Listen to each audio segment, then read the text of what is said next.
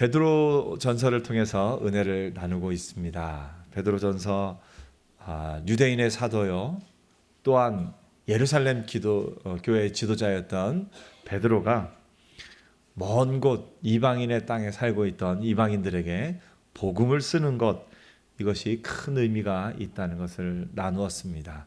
바로 우리에게 하나님의 은혜가 임한 것이고요, 이것은 우연이 된 것이 아니라 하나님의 놀라운 계획과 그 섭리 속에서 우리를 구원하시는 은혜가 있음을 함께 나누었습니다. 또한 이 세상에 산 소망으로, 산 돌로서 계신 예수님을 또 우리 삶에 함께 증거하며 사는 저와 여러분 되기를 축복합니다. 이번 주간은 명절 주간이죠. 명절 되면 온 가족이 함께 모이고 또 멀리 있던 가족들도 한자리에 모이기도 합니다. 명절은 참 즐거운 시간이어야 하고 참 행복한 시간이어야 하는데 때로 그렇지 않을 때도 있는 것을 봅니다. 왜 그럴까요? 관계 때문에 그렇습니다. 관계가 좋고 관계가 행복하면 모임이나 모든 것이 다 즐겁고 행복한데, 우리 사회는 그 관계가 참 많이 아픔을 겪은 부분이 있어서 이렇게 모임과 또 그런 모든 것이 행복하지 않은 때도 있는 것을 우리가 보게 됩니다. 근데 요즘 우리만 그런 것이 아니라 바울의 때, 베드로의 때에도 그랬던 것 같습니다. 베드로가 교회를 향해서 복음의 핵심에 대해서 예수 그리스도 안에 있는 그 산 소망과 그것에 대해서 이야기하고 나서 그 다음으로 바로 가르치는 것이 무엇에 대한 것이냐면 관계에 대한 것입니다. 사실 우리가 살아가면서 이 세상에 살면서 가장 중요한 것은 누구와 누구와의 관계가 중요한 것을 봅니다. 남편과 아내의 관계가 행복하면 남편도 행복하고 아내도 행복하고, 부모와 자녀의 관계가 참 좋으면 부모님들도 행복하고 자녀들도 행복합니다. 근데 때로 그 관계가 틀어져 있기 때문에 우리 삶에 어려움들이 있습니다. 이처럼 관계가 틀어지고 깨어지고 아픔을 겪는 것은 모두가 다 무엇 때문이냐면 그 사람 때문이 아니라 죄 때문입니다. 우리가 누구와 관계가 틀어지면 그 사람이 잘못했다, 그 사람이 나쁘다 하고 마음속에 사람을 미워하는데 사실은 죄 때문에 그렇습니다. 사실은 사단이 우리 사이를 갈라놓는 부분이 있습니다. 사람이 가장 먼저 관계가 깨어진 것은 에덴 동산에서부터였습니다. 에덴 동산에서 아담과 하와가 하나님과의 관계도 좋고 아담과 하와의 관계도 좋았습니다. 아담이 하와를 뭐라고 했죠?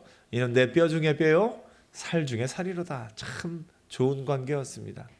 그런데 그 아담과 하와가 뱀의 유혹을 받습니다. 사단이 와서 아담과 하와에게 네가 이것을 먹는 날에는 하나님과 같아지리라, 선악을 아는 일에 하나님과 같아지리라 유혹을 합니다.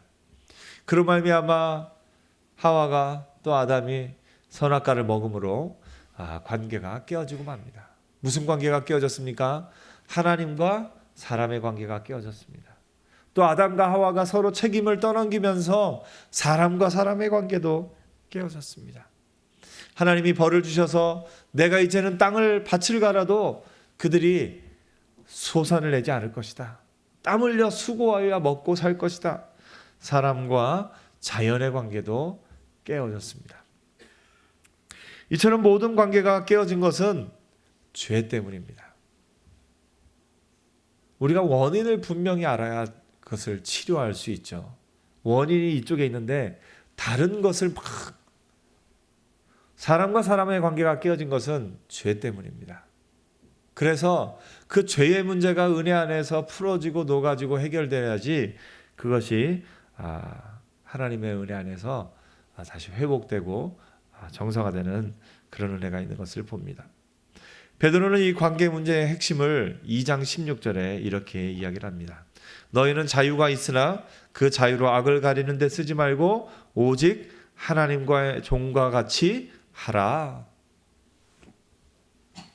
관계 문제를 해결하는 가장 핵심으로서 그 가장 앞부분에 베드로가 얘기하는 것은 서로 종과 같이 하라는 겁니다.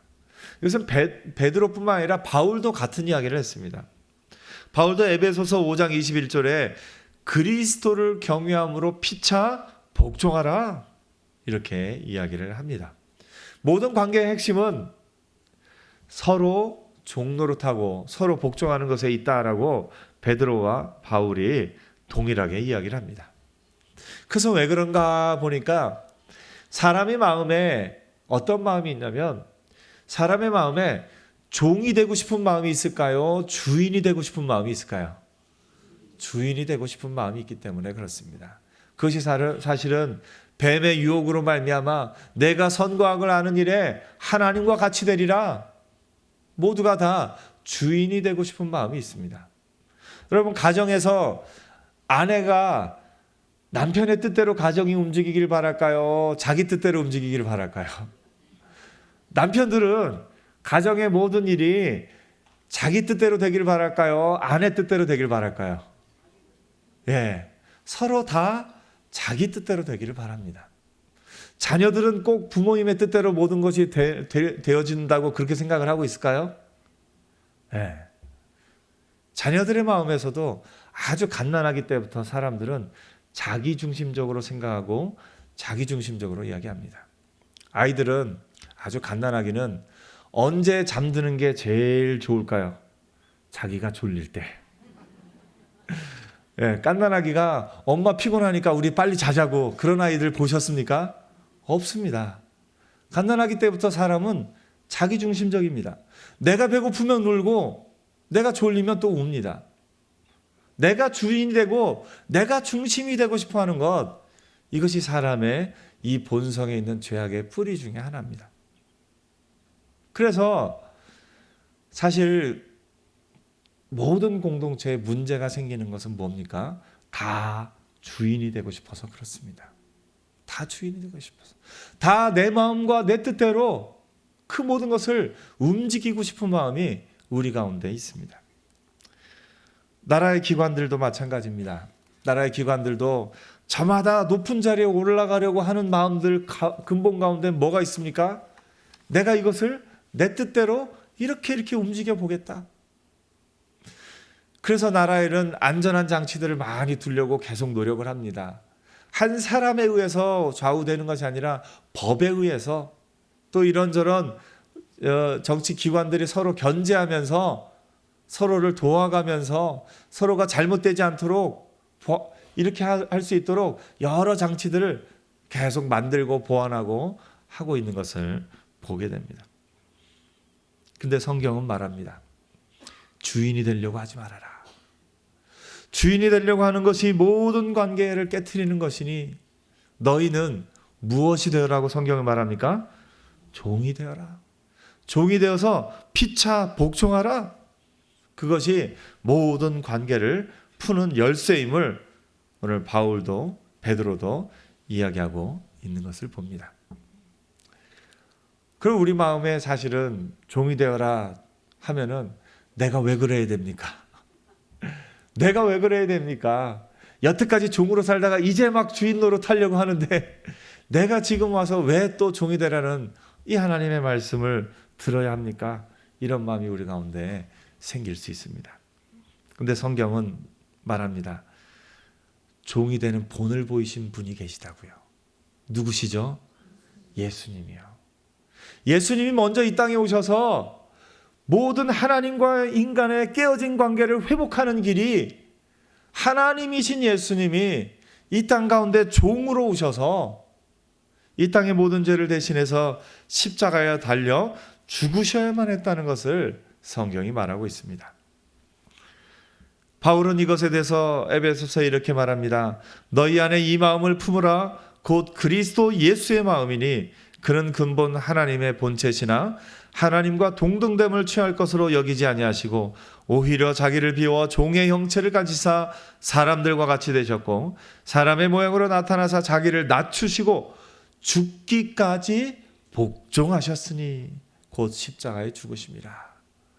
오늘 여러분, 예수님이 본을 보여주셨고 확실한 예를 보여주셨습니다.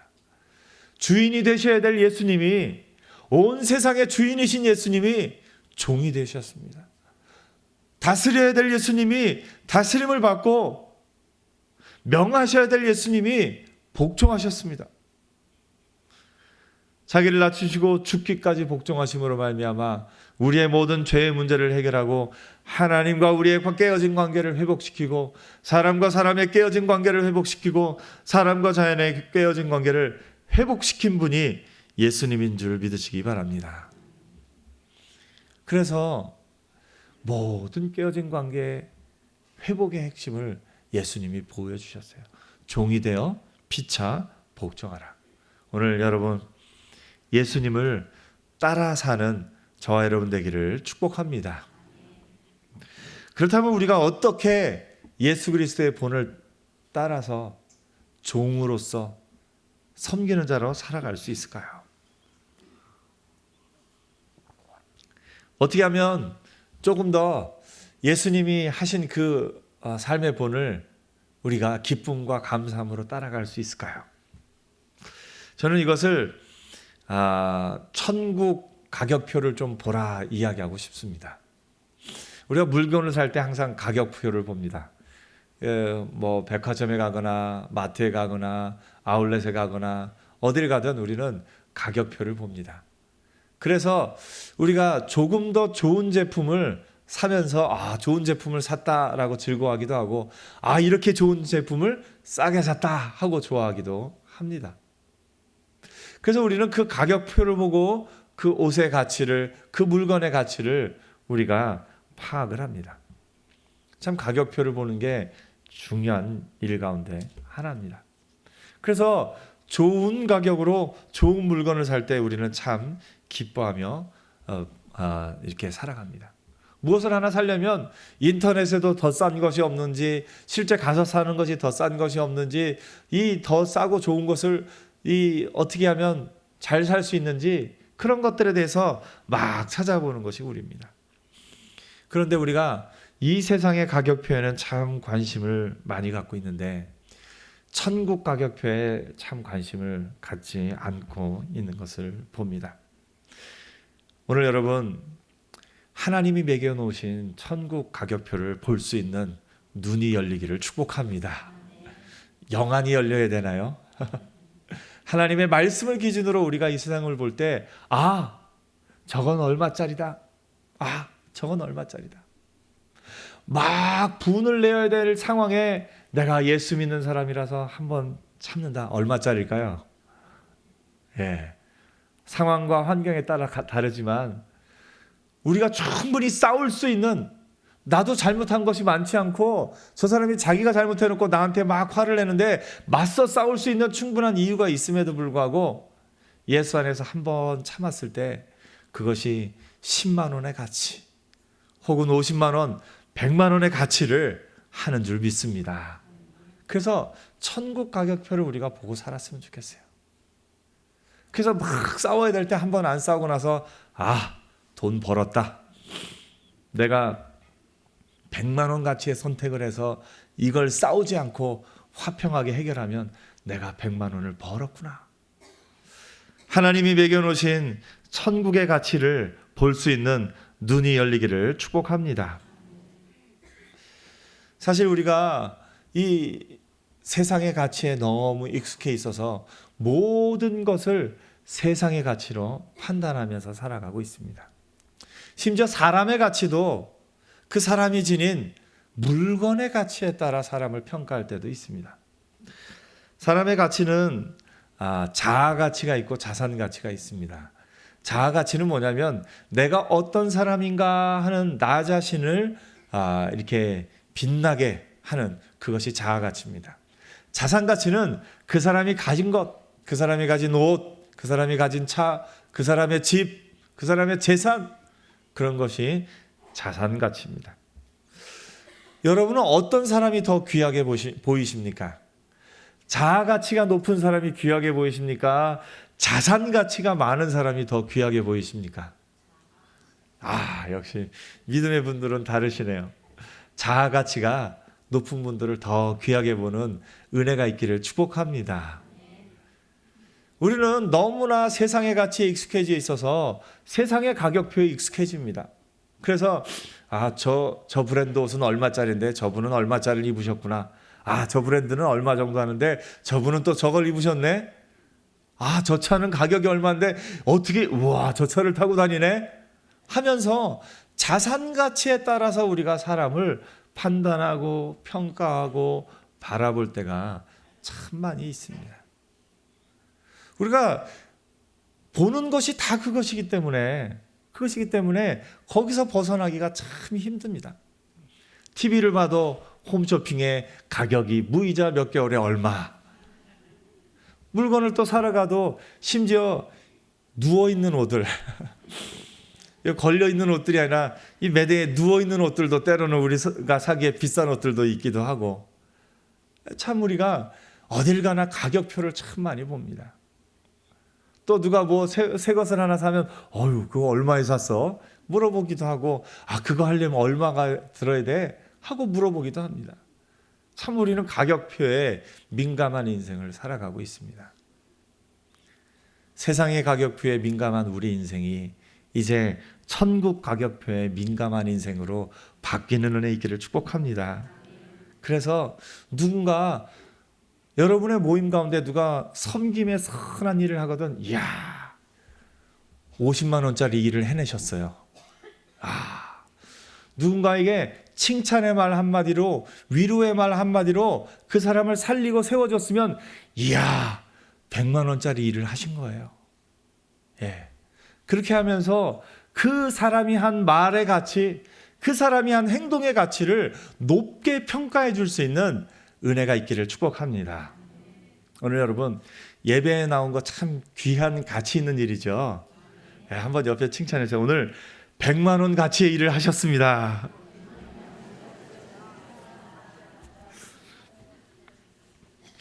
여러분 우리는 무엇이 중요한지를 늘 볼 수 있어야 합니다. 무엇이 더 가치 있는 일인지를 볼 수 있어야 합니다. 내가 이것을 선택할 때 이것이 더 가치 있는 일이다라고 생각을 하면 그것을 선택할 텐데 우리가 그걸 보지 못하기 때문에 선택을 못할 때가 많이 있습니다. 갓난아기들이 한 2-3살짜리 아이들이 여기 500원짜리 과자 이만한 봉지하고 1억 원짜리 자기 앞 수표 딱 있으면 2살짜리 3살짜리 아이들은 뭘 선택할까요? 과자를 선택하죠. 먹을 거를 선택합니다. 뭘 모르기 때문에 그래요? 이 종이의 가치를 모르기 때문에 그래요. 우리가 지금 그런 인생을 때로는 살고 있지 않은가 봅니다. 앞에 보면서 내가 당장 이것을 얼마를 손해보지 않으려고 당장 눈앞에 보이는 얼마를 손해보지 않으려고 더 귀한 것을 놓쳐버릴 때가 많이 있습니다.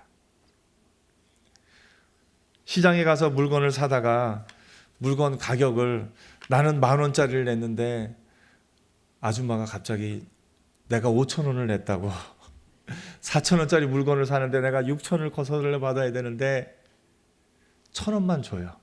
그럴 때 제가 10,000원짜리를 냈어요 라고 하고서 얘기하고 그게 잘 돼서 6,000원을 받으면 좋겠는데 아줌마가 아니라고 우겨요. 그럴 때는 6,000원을 받으려면 어떻게 해야 됩니까? 싸워야 되죠. 싸워야지 그걸 받을 수 있습니다. 근데 그 순간에 내가 싸울 것인가 평화를 유지하기 위해서 5,000원을 포기할 것인가? 여러분 각자 여러분의 상황에 따라서 여러분이 선택할 수 있을 터인데 당장 눈에 보이는 비유가 이런 비유겠지만 우리 삶에 이런 순간들이 참으로 많이 있습니다. 내가 다른 사람에게 손해보지 않기 위해서 내가 가지고 있는 더 귀한 것을 그냥 깨트려 버릴 때가 있습니다. 당장 눈앞에 보이는 그 손해를 안 보려고 내가 지기 싫어서 내가 가지고 있던 삶의 모든 평화를 내던져 버리고 어디 한번 해보자. 팔 걷어붙이고 나서고 그럴 때가 있는 우리의 모습을 봅니다. 오늘 여러분 천국의 가격표를 볼 수 있는 은혜가 있기를 축복합니다. 예수님도 천국을 비유로 하면서 그렇게 얘기를 합니다. 마태복음 13장에 보니까 천국은 좋은 진주를 구하는 장사와도 같아서 그 이전까지 다른 비유들은 천국이 진주를 사는 겁니다.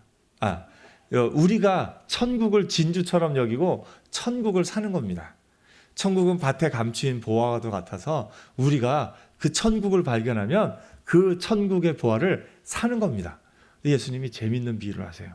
뭐라고 비유하시냐면 천국은 좋은 진주를 구하는 장사와도 같다, 이런 비유를 합니다. 무슨 얘기입니까? 진주가 천국이 아니라 진주를 구하는 것이 천국입니다. 천국이 돌아다니다가 좋은 진주를 만나면 자기가 가진 모든 것을 팔아서 그 진주를 산답니다. 무슨 얘기입니까? 여러분들이 진주가 되는 겁니다. 때로는 천국이 여러분들을 사기도 합니다. 그래서 여러분이 천국이 살 만한 가치 있는 높은 가격표의 그런 일들을 하면 그 천국이 여러분을 산다라는 아주 독특한 비유를 예수님이 하시는 것을 우리가 보게 됩니다. 오늘 여러분의 삶 가운데 하는 일 가운데 참 가치 있는 일들이 많이 있습니다. 돈을 주고 물건을 사는 것만 가치 있는 일이 아니라 여러분의 말, 여러분의 행동, 여러분의 삶의 모든 부분이 또 하나의 천국의 가격표가 있습니다. 그래서 천국의 가격표를 삶 속에서 계속 보면서 살 수 있기를 축복합니다. 그래서 옷이 얼마냐고 묻기보다 아니 어떻게 그 상황 가운데 참을 수가 있었어요? 아니 어떻게 그 상황 가운데 그것을 평화롭게 만들 수가 있었어요? 아니 어떻게 그 고난 가운데 그 고난을 능히 이기고 나올 수가 있었어요? 참 귀하십니다. 참 좋습니다. 하고 그 높은 가격표를 보고 매겨주고 이야기해 줄 수 있는 저와 여러분 되기를 축복합니다. 그래서 삶 속에서 우리 습관이 돼야 돼요. 천국의 가격표가 얼마짜리일까? 내가 이렇게 행동하면 천국에서 얼마의 가격표가 있을까? 베드로는 계속해서 그 천국의 가격표를 아내들에게 매깁니다. 아내들에게 뭐라고 하는지 한번 읽어보겠습니다. 3장 1절 말씀입니다. 다 같이 3장 1절 읽어보겠습니다. 시작.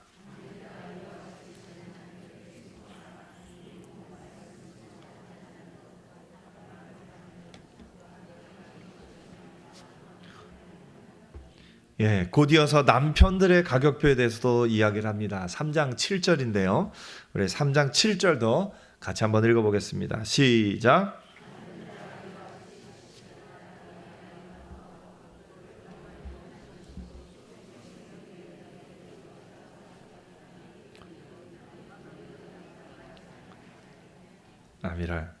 아멘.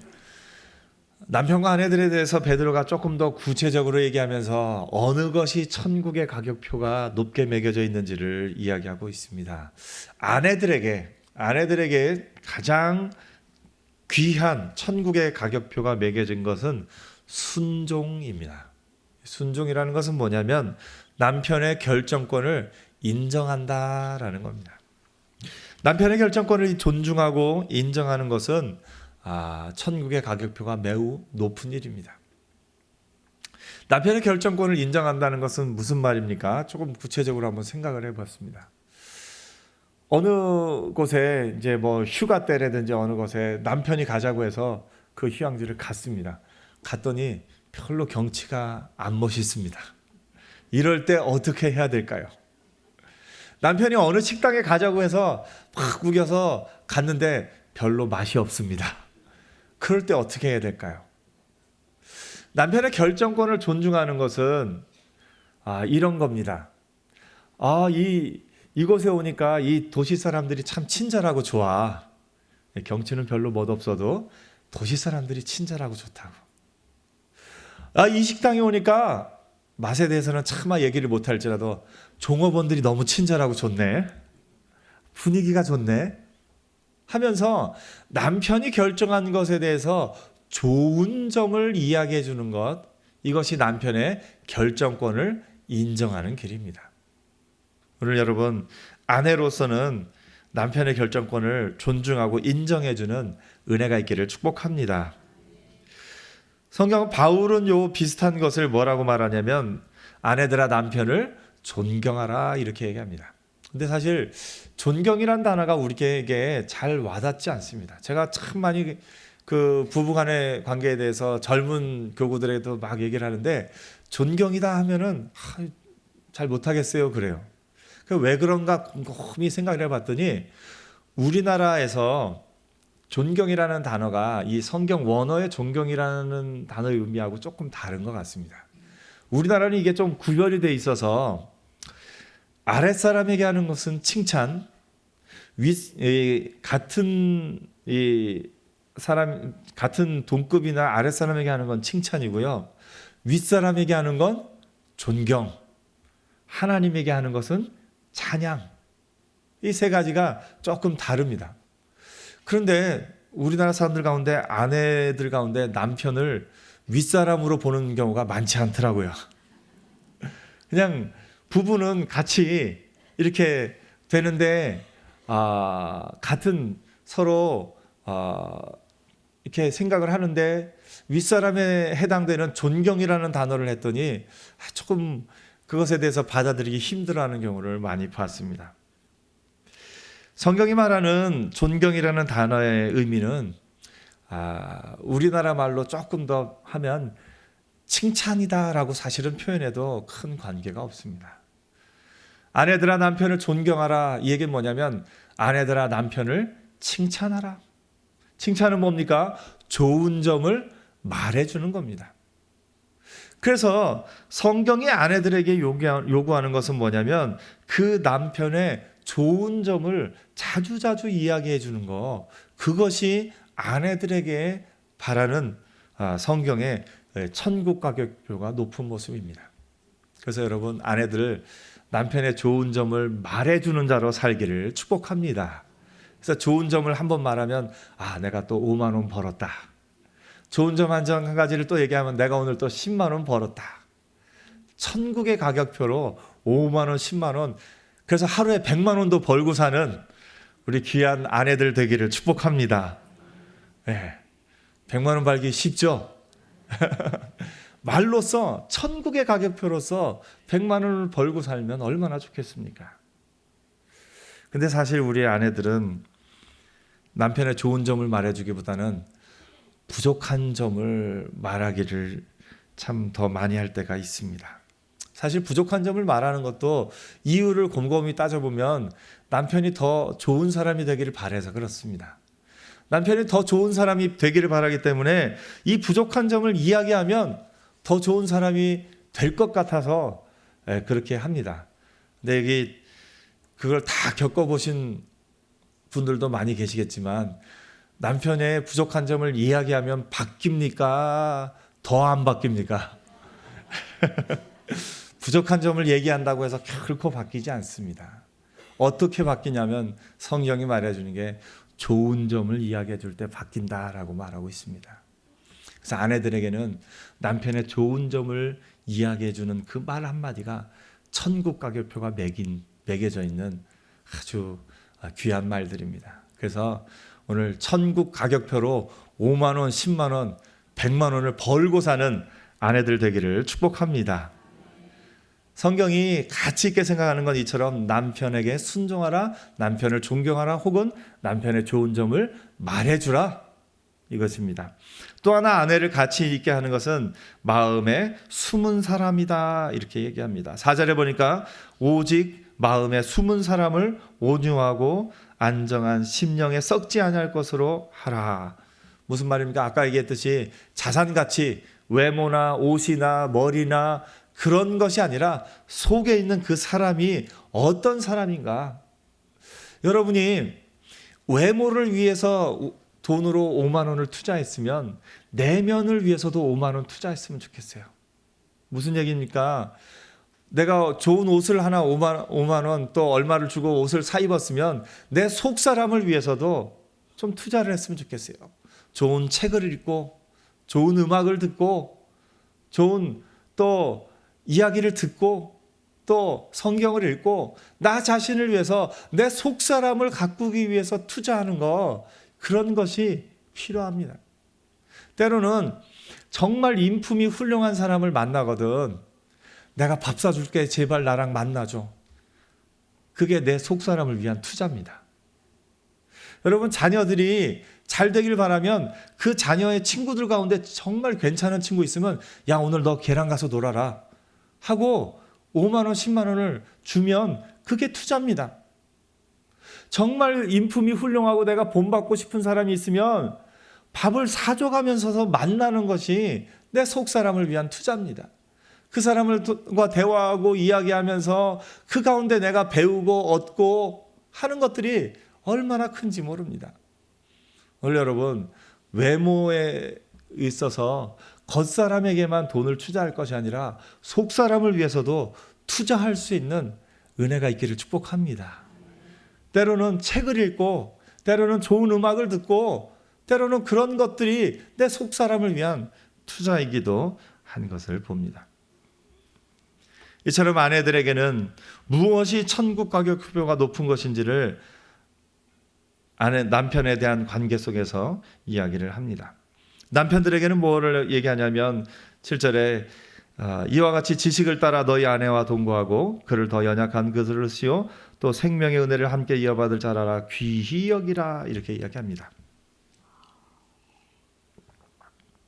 조금 줄여서 말하면 남편들에게는 지식을 따라 아내를 귀히 여겨라 이런 말입니다. 여기서 지식을 따라라는 것은 뭐냐면 그 아내를 잘 알아야 된다라는 겁니다. 지식을 따라 아내를 귀히 여기라는 말은 아내를 모르고서는 아내를 귀히 여길 수 없다라는 겁니다. 그래서 아내를 잘 이해하는 남편은 가치 있는 남편입니다. 아내의 마음을 잘 이해하고 들어주고 그것을 그 정서적 필요를 알고 채워주는 남편은 천국 가격표가 높은 남편입니다. 그래서 남편들 아내의 마음을 알아가는 은혜가 있기를 축복합니다. 알기에 힘써야 됩니다. 사실 남자들이 제일 이해 못하는 것이 여자의 마음입니다. 남자 입장에서는 여자의 마음 알기가 참 힘듭니다. 똑같은 말을 해도 여보 오늘 나 이뻐? 그럴 때 이쁘다고 해도 그렇고 또 어떤 다른 얘기를 해도 그렇고 여러 가지 또 예를 들면 남녀 간의 그런 어떤 관계를 강요하는 사람들이 하는 얘기가 그겁니다. 여자친구가 옷을 입고 이 옷 어때? 라고 물어봤을 때 예쁘다고 해도 문제가 될 때가 있고 안 예쁘다고 해도 괜찮을 때가 있답니다.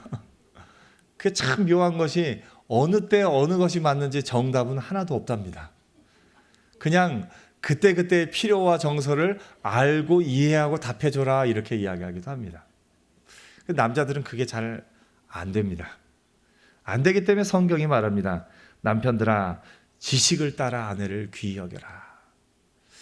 남자들에게 필요한 것은 그냥 내가 남자를 대하듯이 아내를 대하는 것이 아니라 아내의 필요가 무엇인지를 알기 위해 힘쓰는 것, 그것이 성경이 말하고 있는 겁니다. 이미 너무 늦었어요. 그러지 마시고 성경은 분명히 말합니다. 아내를 알아가는 사람이 천국 가치, 천국 가격표가 높게 매겨져 있는 사람이다라고 성경이 말하고 있는 겁니다. 또 하나 그 아내를 잘 이해하면서 귀히 여겨라 이렇게 말하고 있습니다. 여러분, 아내를 사랑하는 것이 남편들에게 주어진 성경의 사명인데 사랑은 언제까지 하는 거죠? 사랑은 상대방이 느낄 때까지 하는 게 사랑입니다. 아무리 내가 사랑을 해도 상대방이 느끼지 않으면 그것이 사랑이 아닙니다. 그래서 책 중에 5가지 사랑의 언어라는 책이 있습니다. 거기서 소개하는 5가지는 뭐냐면 인정하는 말, 또 함께하는 시간, 봉사해 이렇게 섬겨주는 거, 그리고 선물, 그리고 이렇게 어깨를 토닥이는 것 같은 그런 스킨십, 이런 것들이 사랑의 표현이다라고 이야기를 합니다. 그런데 남자들에게 문제는 뭐냐면 내가 원하는 방법으로 그 사랑을 표현하기 때문에 상대방에게는 전달이 안 될 때가 있습니다. 무슨 얘기입니까? 남자들은 사실 사랑의 언어로 가장 많이 갖고 있는 것이 인정하는 말입니다. 누군가 나를 인정해주면 이 사람이 나를 인정해주고 존중해주는구나. 그 마음을 참 귀하게 여깁니다. 그래서 남편들도 아내들에게 최고로 할 수 있는 사랑 표현이 수고했어, 잘했어 하고 인정하는 말로 표현을 해줍니다. 근데 아내들은 인정하는 말만으로 그 사랑을 느끼기에는 조금 부족한 부분이 있다라고 많이 이야기를 합니다. 인정하는 말뿐만 아니라 때로는 함께하는 시간, 때로는 선물, 때로는 봉사, 때로는 이렇게 토닥이는 것 같은 스킨십, 그런 것들이 그 아내에게 사랑으로 느껴지는 것들이 있습니다. 정말 중요한 것은 뭐냐면 내가 원하는 방법으로 표현하는 것이 아니라 상대방이 느낄 수 있는 방법으로 그 사랑을 표현해야 된다라고 그런 책들에서 이야기를 합니다. 저는 이것을 어떻게 하면 조금 더 우리가 삶에 실천할 수 있을까 곰곰이 묵상하다가 아내를 귀히 여기라, 요즘 말로 표현하면 아내를 영화 속 주인공처럼 대하라, 이렇게 좀 표현하고 싶습니다. 남편들이 계시는데 아내를 영화 속 주인공처럼 대하는 은혜가 있기를 축복합니다. 남자분들이 대답이 영화 속 주인공처럼 대하라는 말은 뭐냐면 사실은 아내들도 어렸을 때는 주인공이 되고 싶은 마음이 다 있었습니다. 문약 소녀이기도 했고 때로는 어떤 성공한 커리어 우먼이 되고 싶기도 하고 또 이런저런 마음의 꿈과 소원들을 갖고 있었는데 남편을 섬기면서 또 자녀들을 섬기면서 계속 주인공이 아니라 조연 역할을 해왔습니다. 그래서 남편을 주인공 만들기 위해서 자녀들을 주인공 만들기 위해서 계속 섬긴 아내들의 그 섬김이 있습니다. 주인공이 될 충분한 자격과 능력이 있음에도 불구하고 조연으로서 계속 남편을 자녀들을 섬기는 자리에 있던 그 아내들에게 주인공의 자리를 내어주는 것, 그것이 아내를 귀하게 여기는 겁니다. 그래서 아내를 이렇게 계속 자주 바라보면서 그 이야기를 들어주면서 그 이야기를 또 이렇게 해줄 수 있는 그런 남편의 모습이 아내를 귀하게 여기는 모습이다라고 생각을 해봅니다. 남자들에게는 특별히 눈이 더 이렇게 귀한데, 그래서 제가 결혼하는 젊은 부부들한테 이제 결혼 교육을 할 때 꼭 그 얘기를 합니다. 남자들이 아내를 귀히 여기는 건 아내의 눈을 바라보는 시간을 늘리는 거다, 이렇게 표현을 합니다. 무슨 얘기입니까? 남자들은 뭐 TV를 보거나 뭐 스포츠를 보거나 어떤 것을 보고 있을 때는 옆에서 뭐라고 말해도 알았어 하는데 나중에 보면 못 알아들었습니다. 보고 있으면은 딴 얘기가 해도 잘 안 들려요. 근데 그래서 남자들은 이게 보는 것이 참 중요한데, 내가 보고 있는 그것을 아내를 바라보는 거, 아내를 보면서 그 아내를 귀하게 여기는 거, 이것이 남편의 귀한 가격표가 매겨지지 않나, 이렇게 생각을 해봅니다. 성경은 이렇게 얘기합니다. 남편들아, 이와 같이 지식을 따라 아내를 귀히 여기라.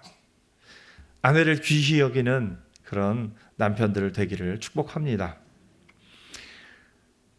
그 3장 뒷부분에 나오는 모든 또 다른 모든 관계에 있어서 핵심은 또 뭐냐면 선으로 악을 이기는 겁니다.